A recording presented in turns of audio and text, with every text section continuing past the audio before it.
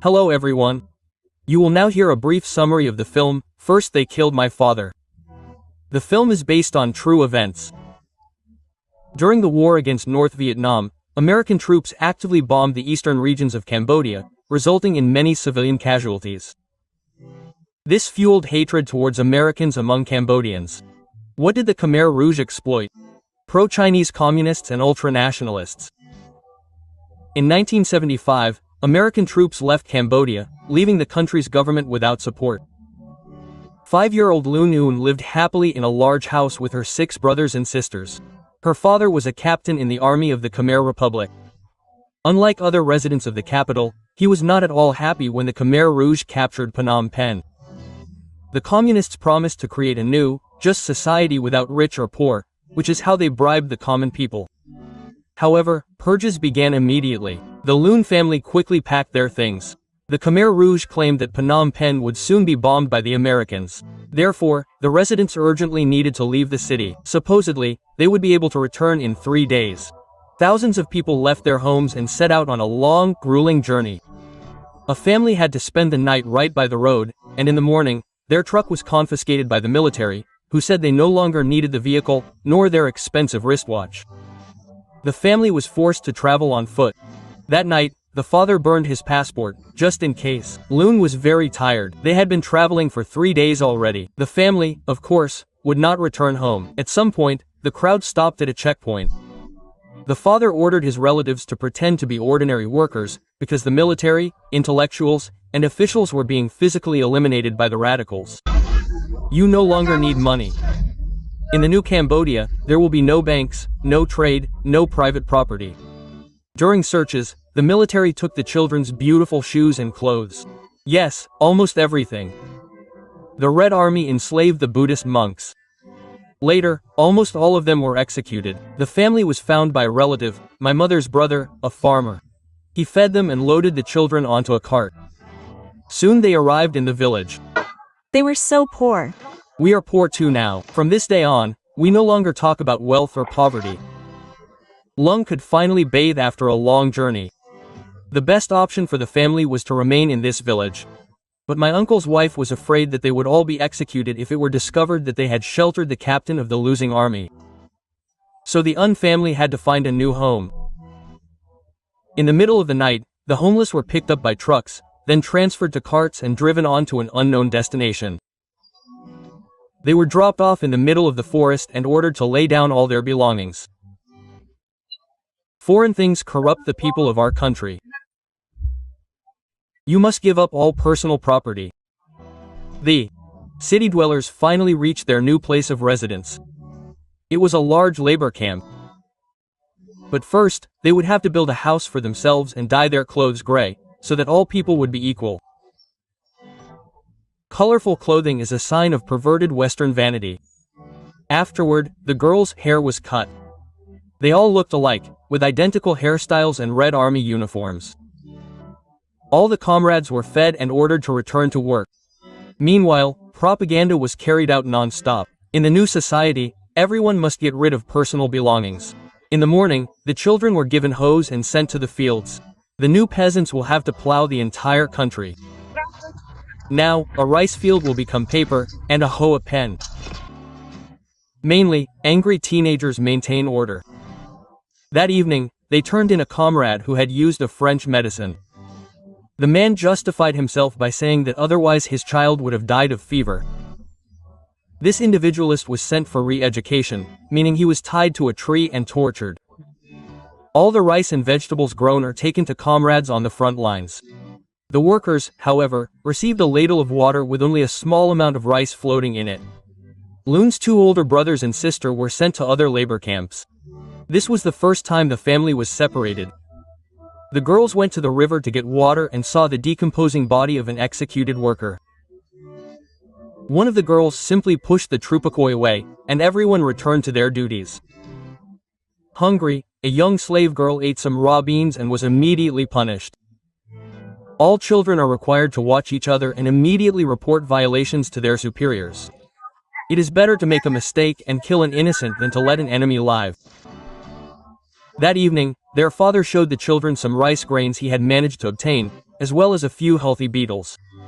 They immediately fried the beetles. Each child received several legs. They had to eat quickly, before anyone noticed the violators. The workers began to die en masse from disease, hunger, and exhaustion. That night, Loon dreamed of a huge table laden with various dishes. The hungry girl couldn't resist and secretly ate the entire handful of stored rice. The loss was discovered in the morning. Kim guessed his sister had eaten it all and hid her. Dad tried to reconcile the children, and Loon burst into tears of shame.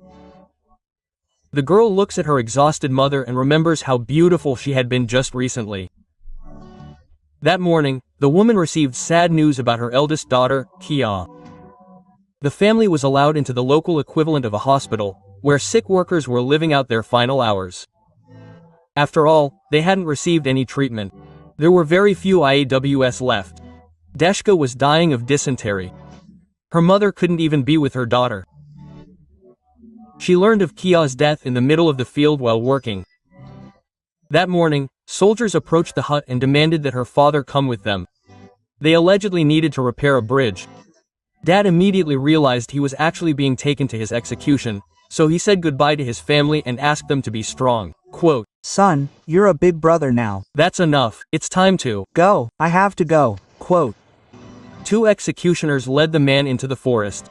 Loon called out to her father, but he never turned around. That night, the girl imagined him being forced to his knees and hacked to death with an axe. One day, Kim lost his temper and ran to the plantation to get some food. The soldiers quickly found him, beat him, and threatened to shoot him next time. Mom understands it's dangerous for the children here. They could be executed after her husband. They should scatter in different directions and find shelter in other camps. The sisters said goodbye to Kim at a broken Buddha statue and soon reached the soldiers. Loon lied that they were orphans looking for shelter. The soldiers showed them where to go and continued to torture the tied-up man. Soon the girls reached a camp where only children worked. Quote, Comrades, what are you doing here? My "Sister and I are orphans. Drop your things there. Then go straight to work." Quote. Here, the little workers are fed much better than in the previous camp. After work, brainwashing takes place at the local school. Of the entire family, only the older sister, Chow, remains with Loon. All day long, they have to tread water, planting rice seedlings. But now the time has come to say goodbye to the last loved one. Enough, no more hugs. Don't be weak. Loon and several other girls were sent to another camp. Along the way, they encountered peers with weapons. This camp is different from the previous ones. The strongest and smartest children have been herded here, who will help the army with the revolution. Now 7-year-old Loon is being taught to hate the Vietnamese. These cockroaches must be crushed for invading their country. First, there was training in hand-to-hand combat. You need to have a revolutionary spirit. Oh. After the briefing, everyone started fighting everyone. The next thing Loon learned was how to lay mines.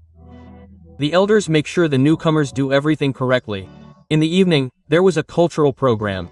The young people sang and danced with red flags and machine guns. Yes, this is not at all like traditional Cambodian dancing.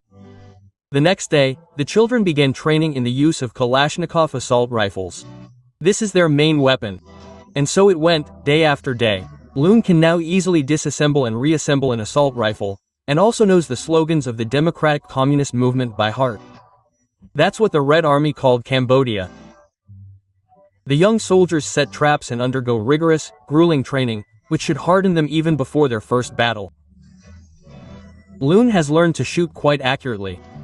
One day, a girl folded a portion of rice in a handkerchief and received permission to see her mother. However, the camp was completely empty. Everyone seemed to have disappeared. The soldiers came for them.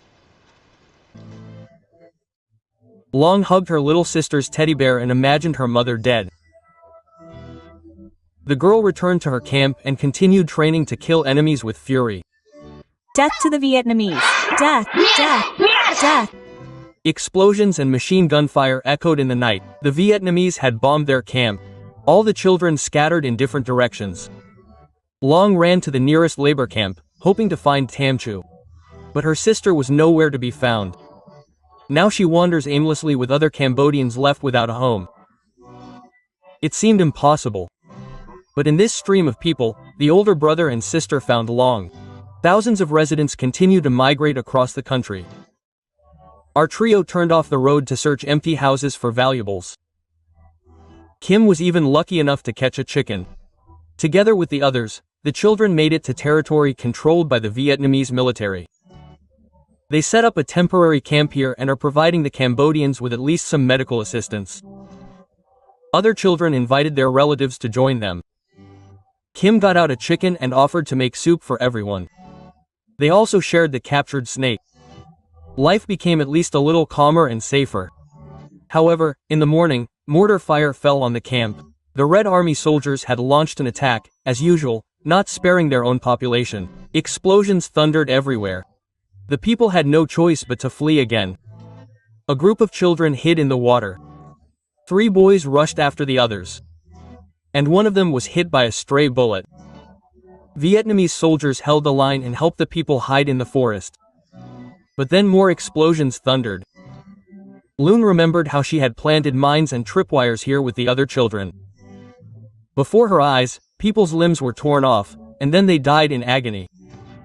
The girl herself tried to tread very carefully on the ground. All 3 children managed to survive this massacre. They stopped at another refugee camp. The people managed to capture 1 soldier from the Red Army. The crowd took justice into their own hands and began beating the man with various objects. For a second, Loon thought it was her father. Suddenly, one of the Cambodians reenacted the beating. They had had enough of their hatred. And the crowd dispersed. Loon was convinced it wasn't her father. And the last one walked away from the captive. The girl sat down on the grass and looked at the children frolicking in the river. She was lucky to be in a camp run by the Red Cross.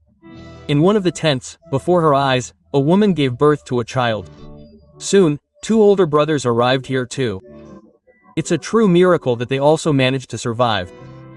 Years later, we see the surviving relatives grown up.